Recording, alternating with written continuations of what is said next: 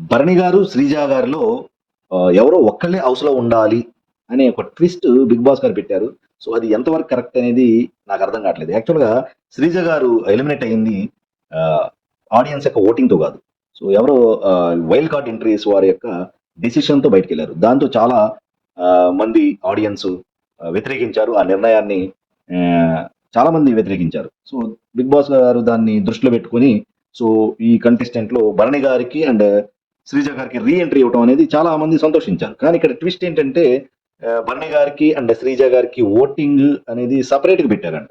So, ఇక్కడ మనం చూసుకుంటే భరణి గారికి తనూజ గారి ఫ్యాన్స్ గాని, ఇమాన్యుయల్ గారి ఫ్యాన్స్ సో, వీళ్ళందరూ సపోర్ట్ ఇస్తారు. సో, మళ్ళీ శ్రీజ గారు ఏమైందంటే లోపలికొచ్చి కళ్యాణ్ గారికి మంచి సజెషన్స్ ఇస్తూనే నామినేట్ చేసేసరికి కళ్యాణ్ గారి ఫ్యాన్స్ కూడా కొంచెం మిక్స్డ్ ఒపీనియన్‌తో ఉన్నారు శ్రీజ గారి మీద అని అనిపిస్తుంది. సో, దీనివల్ల ఓవరాల్‌గా శ్రీజ గారికి అన్యాయం జరగొచ్చేమో మళ్ళీ అని అనిపిస్తుంది. ఎందుకంటే భరణి గారికి చూడండి ఇప్పుడు ఎంతమంది ఇమాన్యుయల్ గారి ఫ్యాన్స్, తనూజ గారి ఫ్యాన్స్ సో, అందరూ కొంతమంది కళ్యాణ్ గారి ఫ్యాన్స్ గాని, ఇమాన్యుయల్ గారి ఫ్యాన్స్ ఇంతమంది support Ramu fans and Suman Shetty గారి ఫ్యాన్స్.